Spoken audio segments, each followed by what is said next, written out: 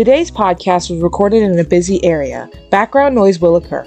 Welcome back to Everything HR's Culinary Conversations. Today we are welcoming Jorge Hernandez, the Director of Operations.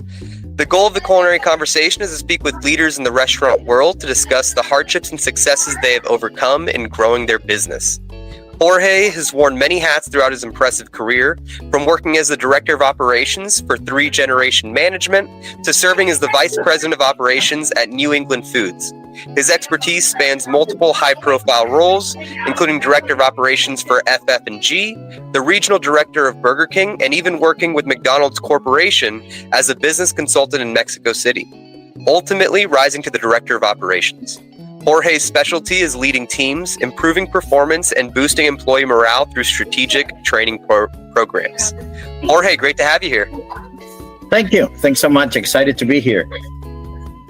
Absolutely. So you have a vast load of experience, specifically in the fast food, McDonald's, franchising, independent, like the corporate ownership as well. Can you just give me a super quick rundown on your experiences and some of your highlights? Sure. Believe it or not, McDonald's was not my first job. My first job after college, I should say first formal job was as operations manager of a pet food facility. That's where I started getting into the labor force. And after probably 2 years of getting tired of smelling like a horse all the time because of the base product, one day I was just watching the news, and then I saw a newspaper ad that said, basically, McDonald's is looking for manager trainees.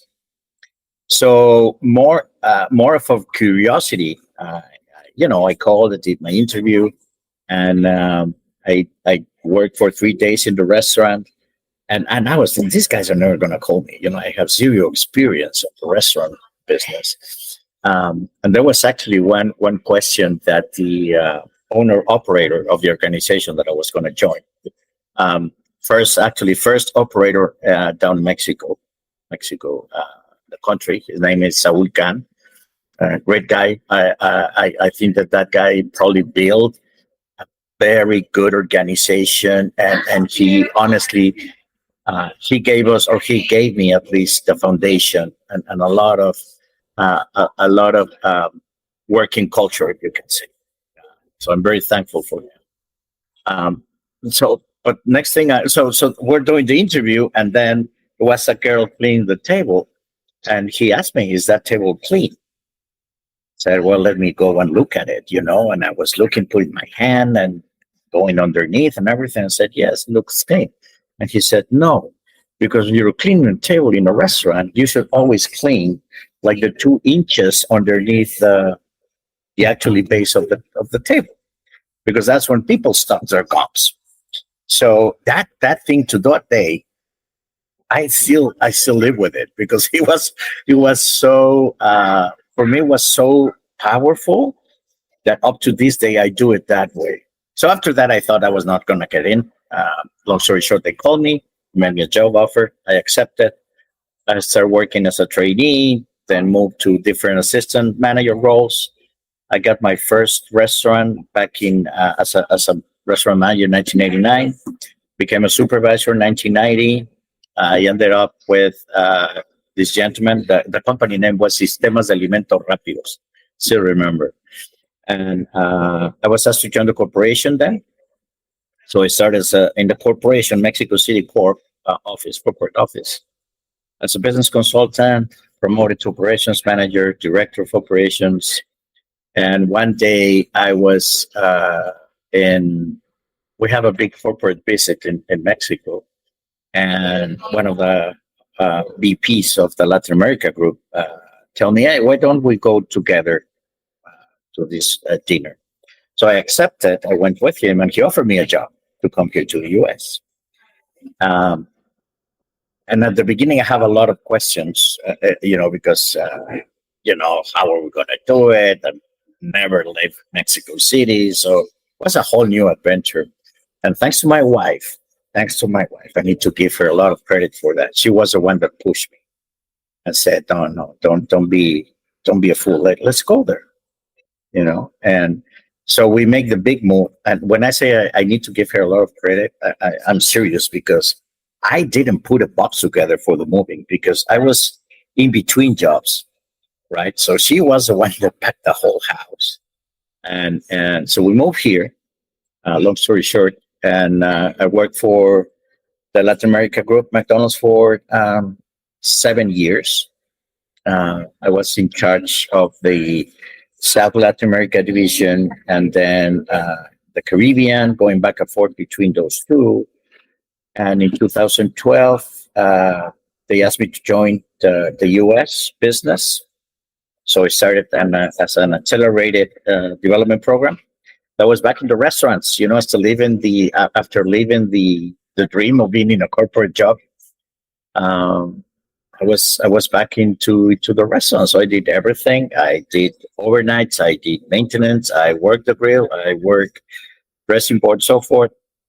And I left McDonald's in 2015. Yes, I'm sorry, I need to do the math. Basically didn't like the way things were going with the company at that time. That's when one CEO, a new CEO, came into place, and I didn't like the way that the company was changing the culture. So I decided to explore another interest, and that's how I landed in Burger King. So originally, I was hired to be in charge of the whole company. Then they did a little rearrangement things. So I landed in New England. I was in charge of New England market. Over there, 110 restaurants in 3 states, 6 months. Then they brought me back to Chicago, and I worked for them until 2020. Trying to do the math. I don't remember. I left Burger King. The reason I left Burger King, nothing against the people that work there, nothing against the franchisees. It's just the brand. My opinion, the brand is not moving forward as fast as everybody else, and they have not been able to be leaders again. Unfortunately, because they have good product. They have a good product. I need to say it. I love McDonald's burgers, but Burger King has good product. But the problem is they innovate, but they're not innovating fast enough. That's one thing. And the other thing is that they are followers now. They're not trend basers. After working there, if somebody, let's say Wendy's, comes with a secret recipe of a burger, the Baconator, then boom, Burger King is putting a bacon burger. Right. And anyway, some things that I didn't like. So long story short, I came back home, worked for FF&G, which is a McDonald's franchisee in St. Louis. Things didn't work out. My family and my wife have some health issues, and then I found this new job with Sam Lubetnik, the president and owner of Third Generation Management. And I'm here now taking care of his restaurants in 3 states, which makes it very challenging also. In Central Illinois, where I'm now, I am right there. Michigan, Southern Michigan, and Northern Indiana. In a nutshell, that has been my path. I love what I do. I really do. Even though I complain all the time, I'm waking up at 5 and getting phone calls at 4, but it's part of the business. I really enjoy what I do. Awesome. I love it. And honestly, you brought up so many great points. One was that mentorship aspect, finding someone from the very beginning that can kind of help you out. They saw something in you clearly in the very beginning, and then that kind of led you into that management position with McDonald's, which realistically started your entire career, right? Like that was, or at least, in the food and beverage world. So, I mean, that's just that mentorship, finding someone that, you clearly had to have shown something that was worth investing in. And I think just that is such a great kind of viewpoint, because you can find leaders from anywhere because you build them up, right? They show up with realistically nothing. You meet them where they're at, and then from there you build them up. So I love that mentorship aspect of it. I also love the family aspect, giving praises to your wife. Absolutely. My wife supports me with my business, Omni HR. I completely get where you're coming from. if I didn't have her to help me take care of the kids, if I didn't have her to help me take care of the house, and then honestly doing her own work and stuff like that on top of it, like I would not have been as successful or even close to where I am right now without her. So I love it. I love the ideas there. So I really wanted to talk with you specifically on a few different aspects, just with how much experience you have with chain management, with kind of running a brand, because that's really what franchising is. It's like kind of owning that brand and then just representing it. Would you say there's a lot of difference in the way the work is, the way the culture is between working in a Mexico franchise and then working in the US franchises? So that's a great question. Yeah, really great question, because I think we need to separate two things. So one is the culture of the people of the country, right? And the obligation or the commitment that you need to have to the brand you represent. So that I think that those are two very different things. Because working in two different countries, part of my job when I was especially in corporate and doing a lot of international travel is that the Big Mac you're tasting in Quito, Ecuador, should be the same taste profile than you have in Guayaquil, Ecuador, or you have in Lima, Peru, or you have in Buenos Aires, Argentina, right? So you always need to remember that. I think that the corporate culture in every office, in every market is different because that's who they are. You cannot expect a Mexican behaving the same way, and I'm not saying this in a derogatory way. A Mexican would not behave the same in his office that a Brazilian. Brazilians, if there's somebody that I have found that really enjoy what they're doing, having fun, are Brazilians. And on another topic, they are perfectionists, by the way, but that's another topic. But they behave in a way because that's who they are. They still enforcing the McDonald's standard because that's the obligation of anybody that works for a brand.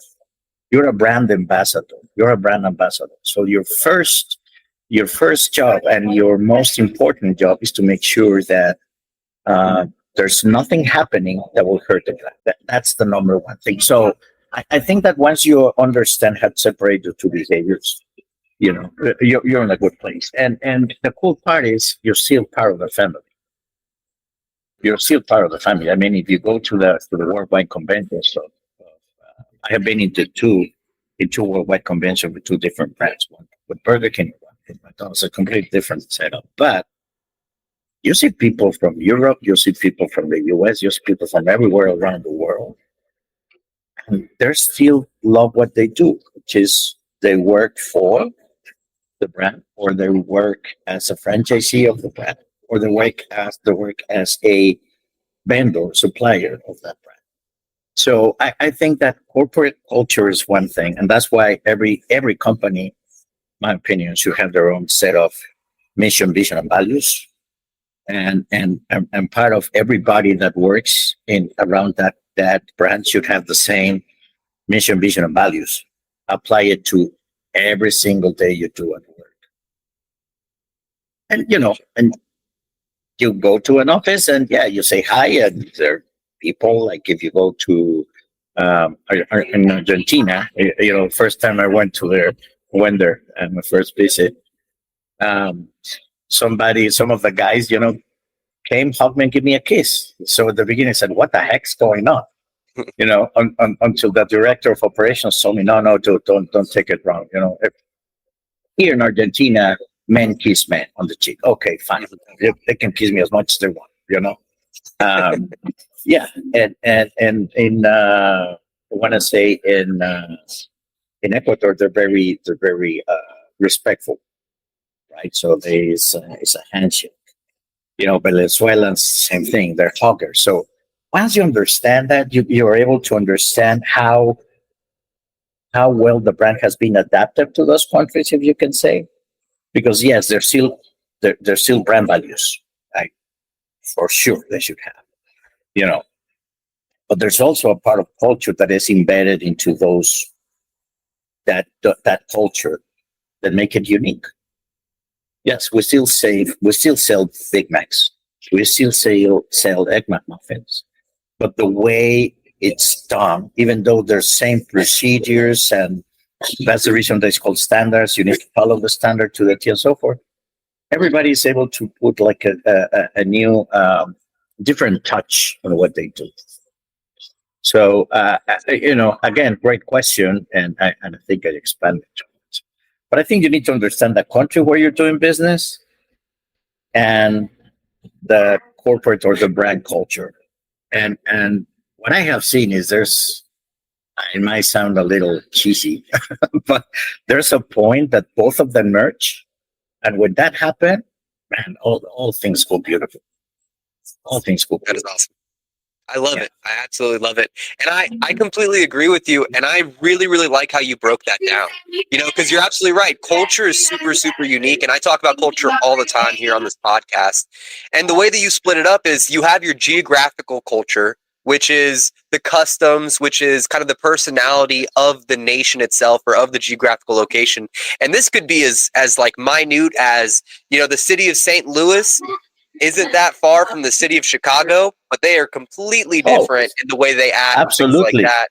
Yeah. And then kind of going more grander scheme, I think that's really, really great for anyone who is doing international work or considering opening up a location in, different nations. That's absolutely right. The way that someone interacts in one location is completely different from other places. So I think you broke that down perfectly.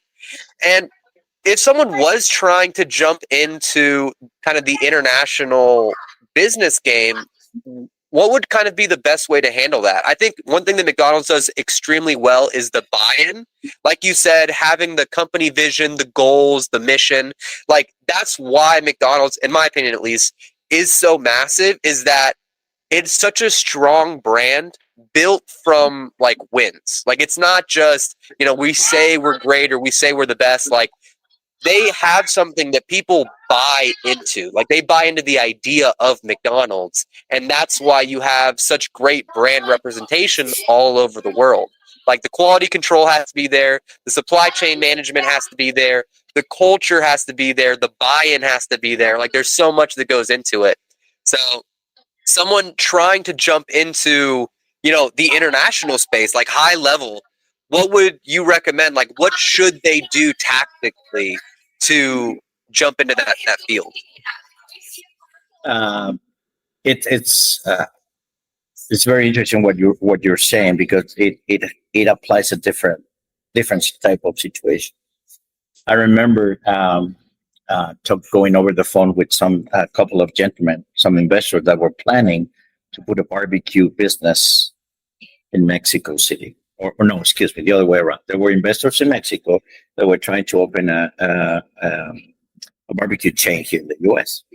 So the first thing I told them is, what type of barbecue are you gonna sell? Because you have the Missouri barbecue, Carolina barbecue, Texas barbecue, Louisiana barbecue, Indiana barbecue. Everybody has a different type of barbecue, right? So you cannot say, oh, we're going to do the smoky ribs that they do in St. Louis and sell it with the Texas brisket. No, that's not how it works. So you need to do really a good deep dive on the customs and the ethnicity of the place. Let's say if you're going to put this will sound like a crazy analogy, but the reason Taco Bell will never have success in Mexico is because the tacos are different. Taco Bell does not want to sell Mexican food, period. It's not Mexican food. We can call it Tex-Mex. We can call it American taco thing. It's actually a beautiful documentary about tacos and taco culture in Netflix. Very interesting, by the way, because they show the Mexican taco than the U.S. taco, and you can see the difference. And even in the U.S., the tacos are different, same as burritos. And if you go to Mexico, same thing. The tacos in the north are not going to be the same on the south. So you need to understand the ethnicity and the culture of that country. That's the first thing. Understand it, then do your homework, right? Do your homework and find this very this is very important. I think that the great success that some of the brands had going into international markets is to be um, is to understand enough the culture of those places and how the brand can could adapt to those places without losing the core. So, as an example, in the Philippines, McDonald's sells noodles because noodles is a staple of the Filipino people. In Costa Rica, they sell a thing called gallo pinto, which is uh, eggs and beans and something else, because that's the typical breakfast that people in Costa Rica have. And we can say in Central America, uh, they some countries they sell bone-in chicken product, right? Deep fried bone-in chicken. Okay, because again, that's a staple of the culture. In Mexico, there's jalapeno, or used to be jalapeno bowls at McDonald's. You open your Big Mac, you throw a couple of jalapenos because that's the way Mexicans eat. That's the way we eat. So first define your niche. What is the thing that I'm going to? Number two, see if there's a market. In other words, that's when I said just do your homework, analyze the trends, analyze the patterns, right? Because unfortunately, as a brand starts to grow, the biggest temptation and the biggest risk that you have is lose your core. When I say your core is what make the big jump, right? So again, going to the example of Taco Bell. So Taco Bell will never succeed in Mexico, probably in the north, right? But if a Mexican tries to put a Mexican taco place in the U.S., he will need to fight with all the moms and pops that are around. And again, do your homework, because if you look at the border, it's very heavy on Hispanic population. But if you go to the north, not so much. So you need to do your homework. If you go to California, let's say California, New Mexico, Texas, Arizona, that border. Well, yeah, there's a lot of Mexicans. There will be a lot of recognition for the product, but you will be competing against a lot of people that have their own moms and pops restaurants, or even some little chains. So that's one thing. The other thing is make sure that your product is going to be good. It is going to be well accepted, and well perceived by the population that you're going to, the market that you're going in, right?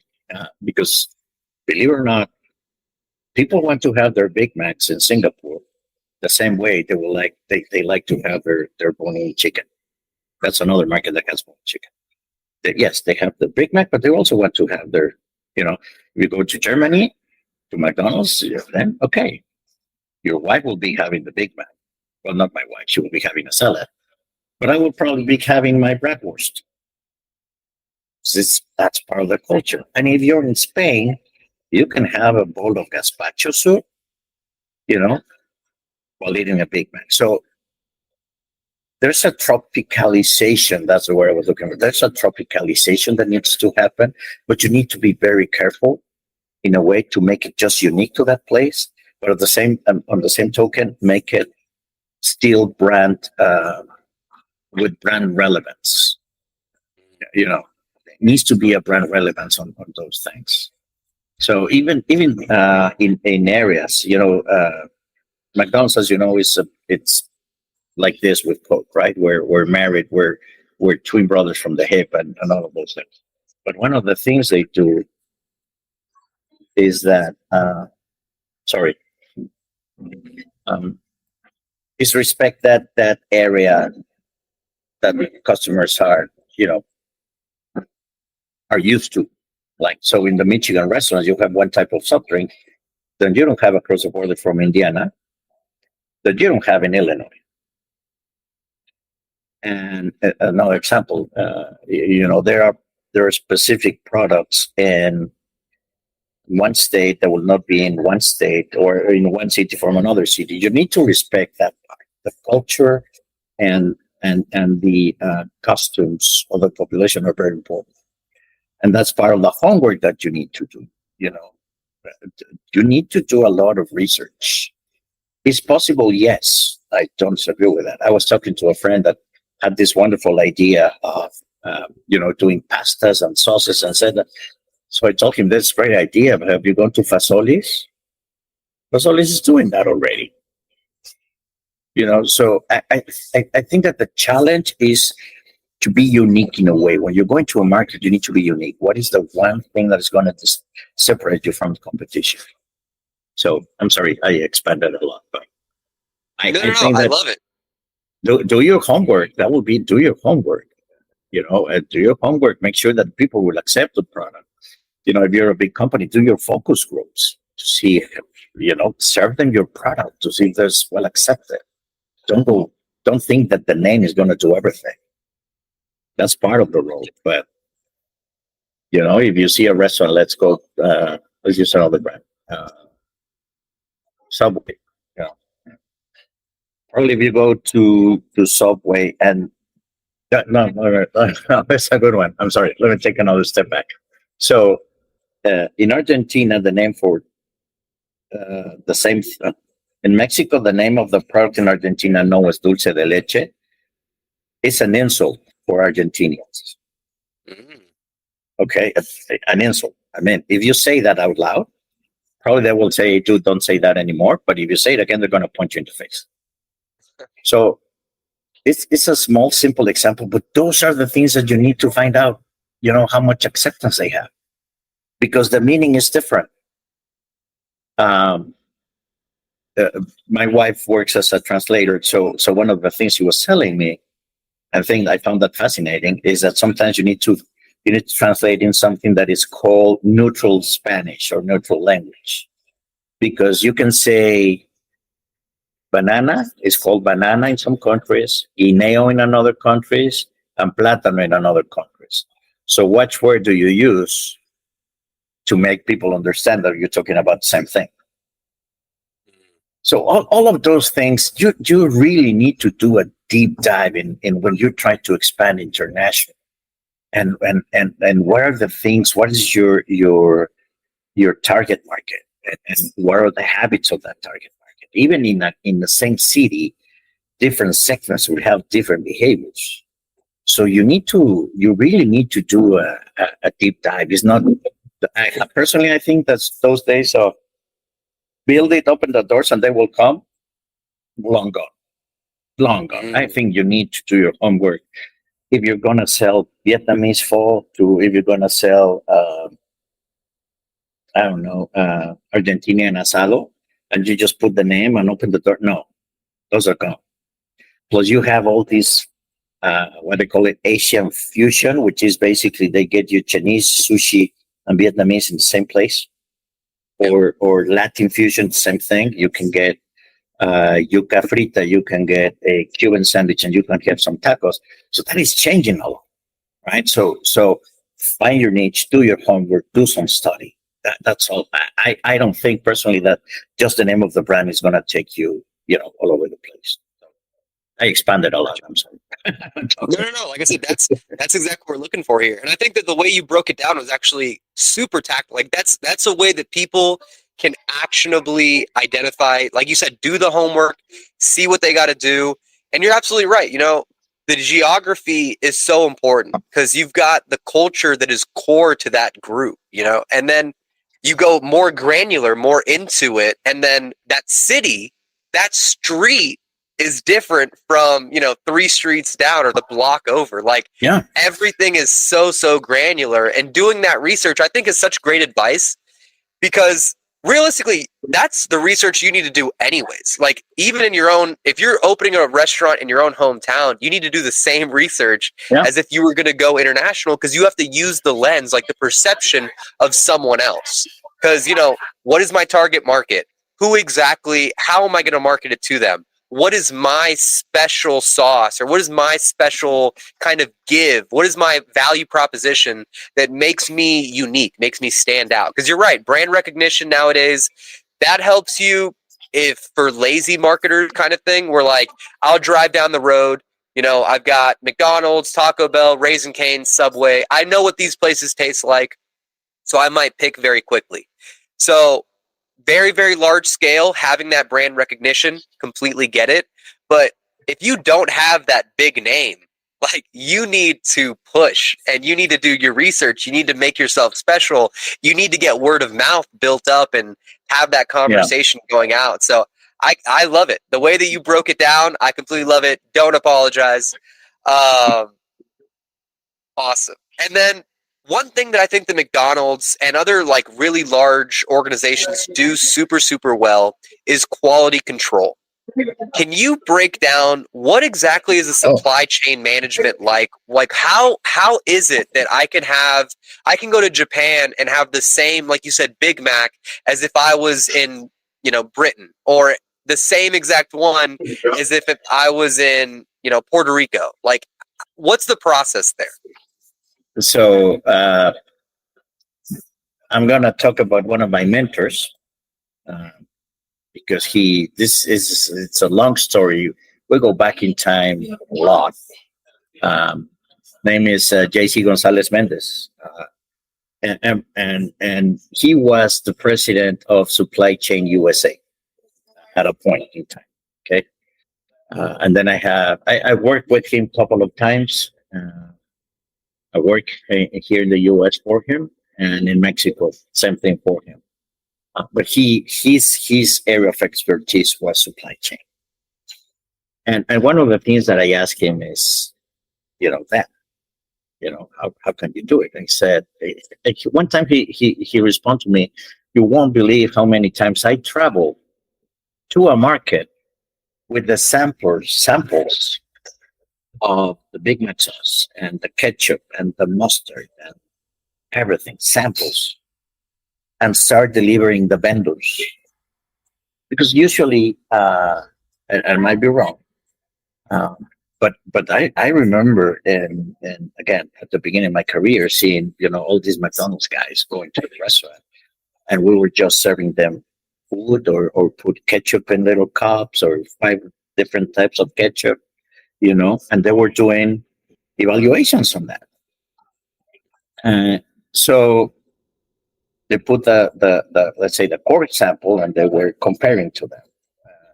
And I found out that that's called product cutting. And then as I move forward in my career, I was part of those things. But I think that you need to find people that are committed to excellence. And when I say committed to excellence, that brand needs to be not only well recognized, but they need to have a commitment of not cut corners, not cut cost, and don't do anything crazy, because again, people don't know that the ketchup that you're having in your burger is Heinz. And I don't know if we have Heinz, but it's Heinz.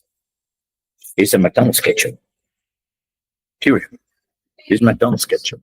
So your brand's name is there. So you need to make sure that that's not only follow the quality procedures, it's part of your brand, right? So you need to develop vendors that are committed to excellence, and they do not cut corners. For me, that's very important. Be a open book kind of relationship.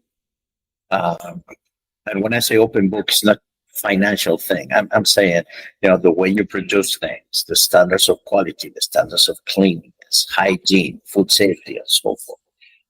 I have visited different plants during my career of different brands, and you can see who is really committed to that. I'm going to tell you an example. I went to an Argentinian beef processing plant that was making business with McDonald's, and another one here in the U.S. in Oklahoma, Lopez Foods. I remember. In both cases, you can eat on the floor. Seriously, you can eat on the floor. Because they're McDonald's vendors, and how committed they are to keep something. And again, for me, the perfect example, they do not cut corners. Well, I might sacrifice a little my margins, but I'm with you guys.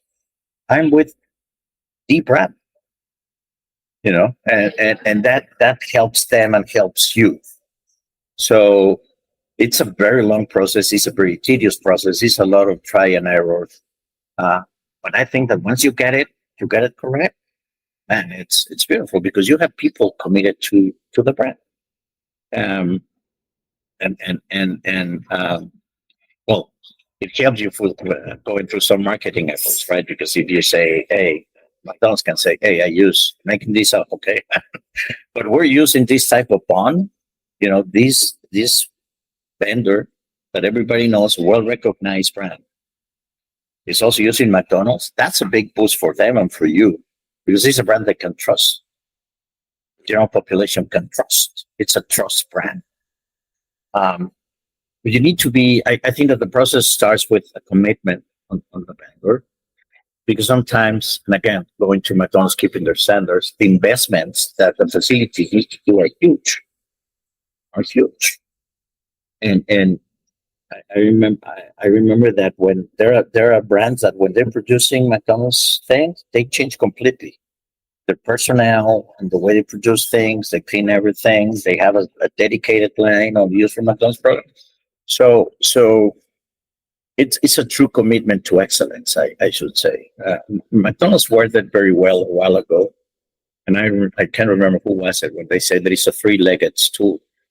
So you have the franchisees on it's one of the legs, the suppliers are another leg, and the companies another leg. So I think that commitment to excellence, and there are people that have made very good by starting very small or dedicating part of their business, a small part of their business to McDonald's, and they start to grow. From coffee to milk to the buns to the English muffins to you name it.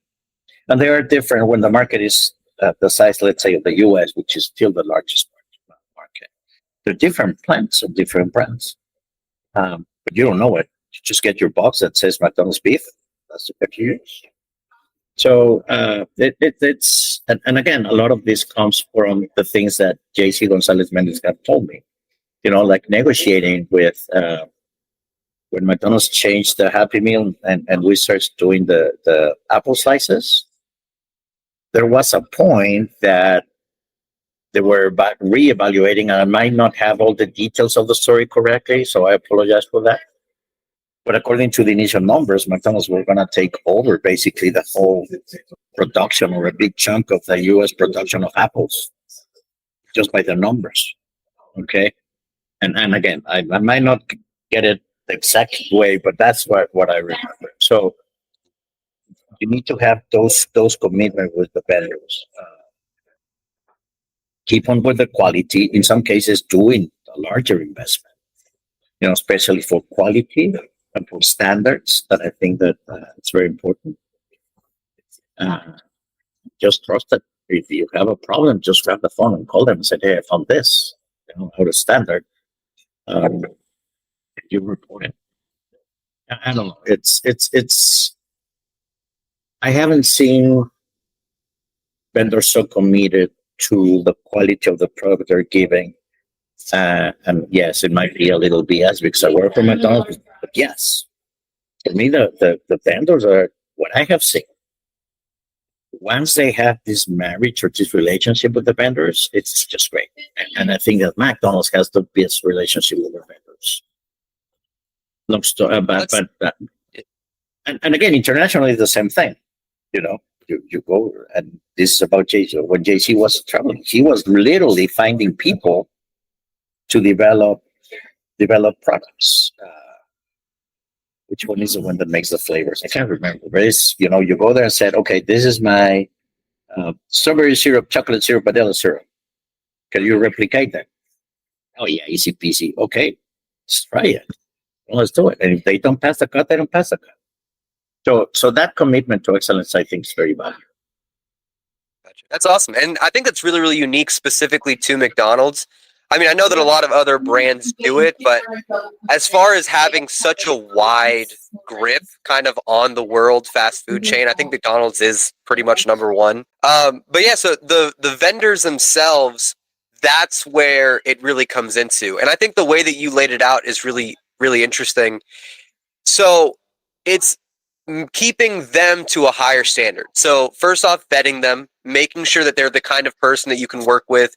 What exactly are we looking for when you're looking for a vendor? Is it how long they've been around? Is it the size? Is it like do you focus, or maybe not you necessarily, but like, does McDonald's focus more on these smaller organizations, or are they looking for people that have been around for 20 plus years that are like tried and true? And is that the test? Like, is it you give them kind of your recipe, or you give them something like that, and then you're like, can you reproduce this? And then you kind of just test to see if they pass or fail? I do not know the guts of this. So I'm going to tell you what I see. What I see is that some of them started as very small vendors, and they started to grow thanks to McDonald's. Okay, and they started to grow, and they became a big company. So I think that the key, again, the key is a commitment to excellence. The key is how can I stay? The vendor should be thinking, how can I stay with these guys the long run? Okay, and continue to fulfill those quality standards. Where are the things that I need to do? I'm assuming, because I don't know, that McDonald's provides them with a formulation, right formulation. And again, I'm sorry, but I don't know the innards of the situation. But I do know that they need to fulfill the requirements. I don't know, a percentage of sugar added on the buns, to get it caramelized faster. I don't know how much they put, but they need to fulfill some requisites, right? That's a QA person.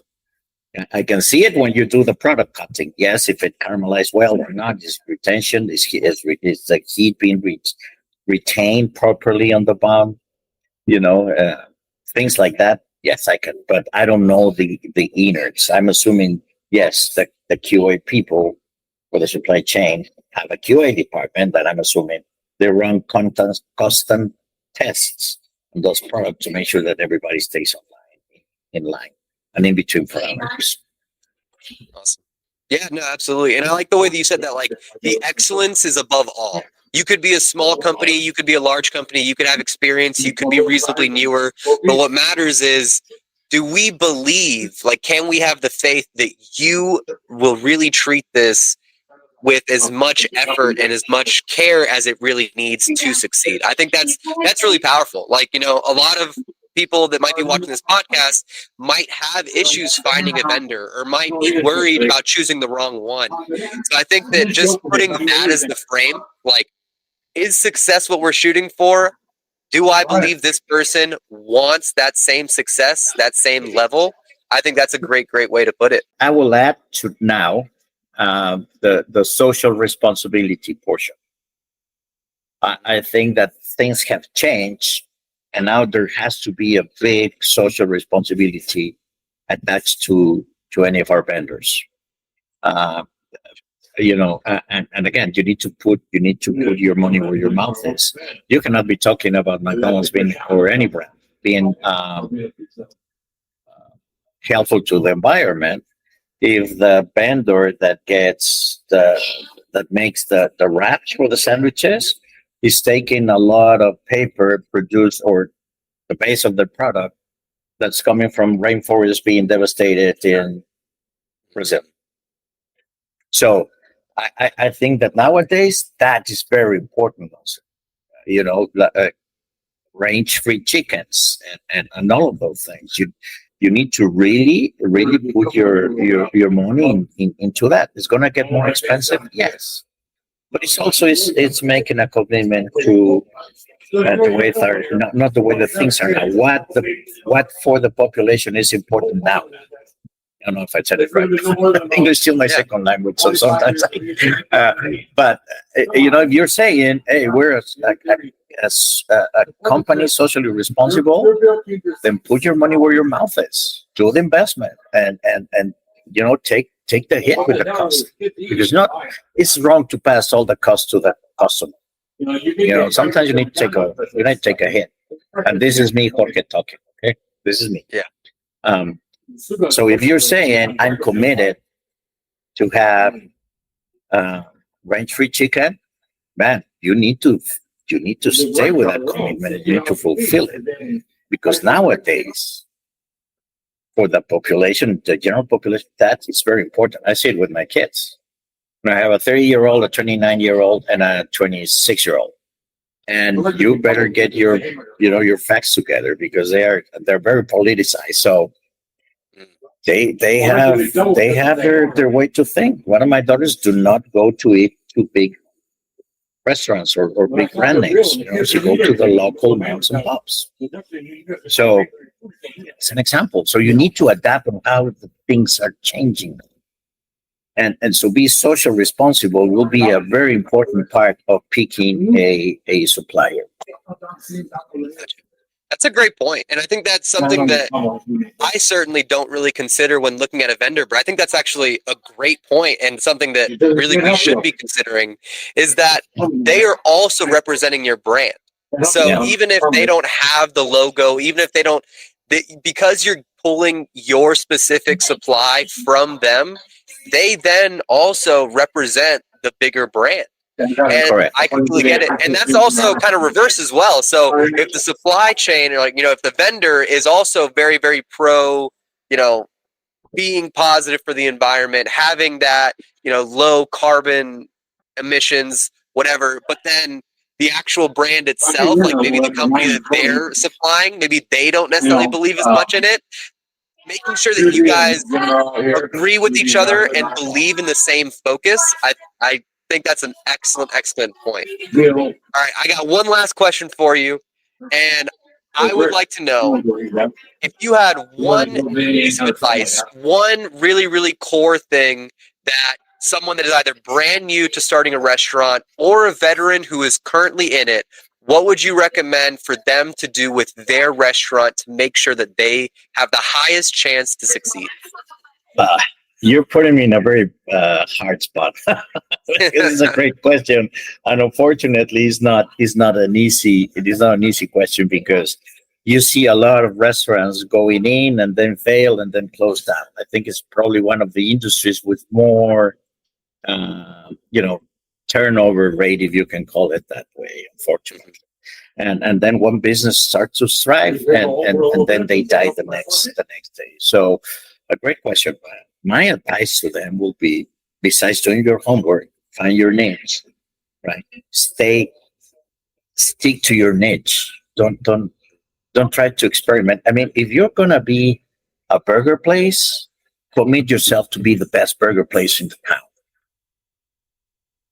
If you're gonna be the best hot dog stand in the city, commit to be the best hot dog stand in the city. So be truthful to your mission.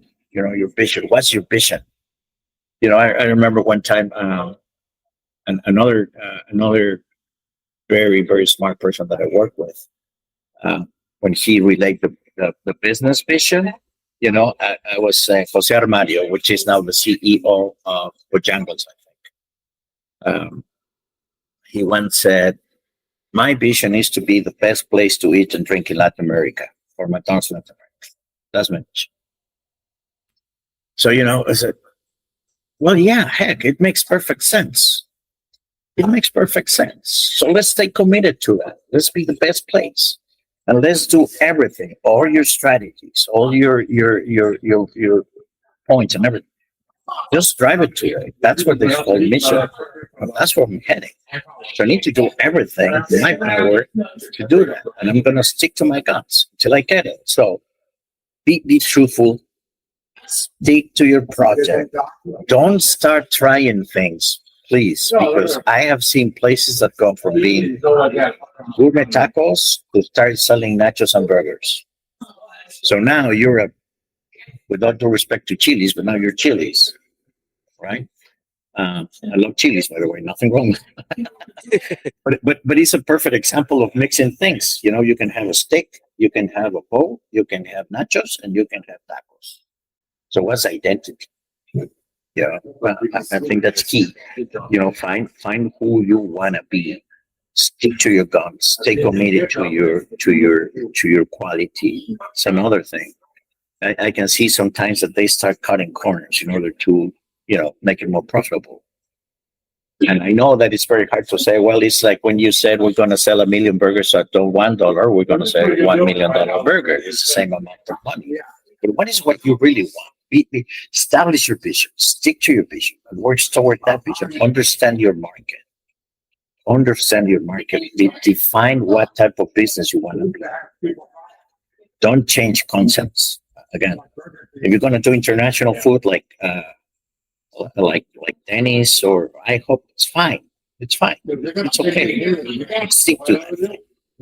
Have a commitment to quality and service. It's very important.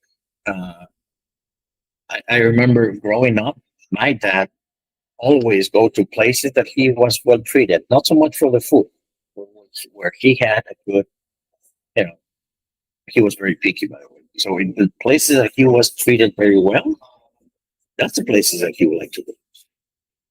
That he for him was that he meant something for that restaurant, you know. So treat your customers well. The customer that is coming from a cup of coffee is as important and as a guy that is going to come from a lobster and steak dinner. They're the same. They're the same. They're important. They have probably different needs, but they're the same. They're customers. And a customer trusts you. I think that's very important. A customer is trusting you. That's how I say it.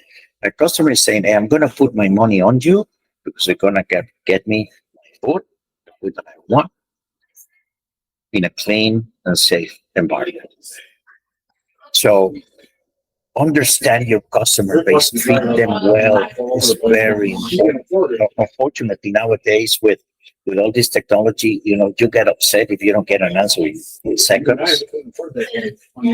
Well, that's okay, but treat you if you're serving a customer and it's going to take some time, tell them. If this is going to take a while, I'm sorry, but we're making sure you get hot fresh product. So forth. Be truthful to them. Stay on track. Do your homework, but understand your customer base. I think that's key. It's not just, again, I think that the days of building they will come. Those days are gone. Do your homework, and if you're open a second place, well, make sure that you're doing a heck of a job on the first one. Because if in the first one you're not doing a good job, don't even think of opening the second. That's not going to fly. It's not going to fly. So do your homework here. And as you expand, be sure that you're replicating that. I have another. One thing. I'm sorry, I deviate a little, but I have been blessed. I have been blessed to have very smart people working with me, and I have also blessed that I have people with great talent working. I work for them, so I have a couple of people that I call my mentors, but I have been working with very smart people. So this guy, his name is Tim Fisher. I think he just retired from McDonald's, but anyway, great guy, very smart, sharp as a knife. And one thing he told me, you need to understand that when you're in leadership positions, part of your job is to identify a good practice, think how you can replicate that practice, and then escalate that practice. And if you're going from one restaurant to the second, that's exactly what you need to do. Identify what is working here in order to replicate it here, and then create a system. So that would be another thing. Figure out who are your guys. And I'm not going to quote the person because I can't remember who told me this, but it's find who your horses are, or your horses in the race, and work with them. Find who are your top 2 or 3 or 4 guys, and work with them. Make them part of the team. Make them feel part of the family. Work through them. I think that sometimes we misunderstand growing in the restaurant industry, and growing is not jumping from positions. Growing is acquiring new knowledge. That's growing for me. That's the way I have always conducted myself.